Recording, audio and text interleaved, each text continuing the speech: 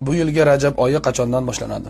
Bu yilgi Rajab oyi ertaga, ya'ni 21-dekabrdan boshlab yangi oy, ya'ni yangi hijriy oy Rajab oyi boshlanadi.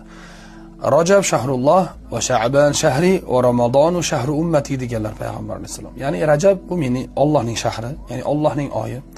Shahrulloh. Sha'bon mening oyim, Ramazon esa ummatimning oyi deganlar. Rajab oyi kirgandan keyin ma'lum bir kunlarda xossatan mana shu kun roza tutiladi degan gap yo'q azizlar.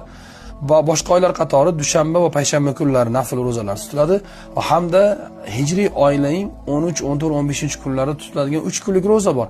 Ana o'sha rozalarni ham tutsa bo'ladi. Endi Rajab oyi urush harom qilingan oylarning biri, ya'ni bu oy ham urush harom qilingan oy. Bu oylarda urush janjal qilinmaydi azizlar. Bu oy Alloh taolo nazarda boshqa oylarga qaraganda hurmatliroq. Demak, roza tutuvchi insonlar o'zi yashab turgan mintaqa joydagi, deylik, Andijonmi, Xorazmmi, Samarqand, Toshkent, o'zi yashab turgan joydagi bomdod vaqti kirishi bilan og'izni yopadilar va o'zi yashab turgan joyda shom vaqti kirishi bilan iftorlik qilib og'izlarini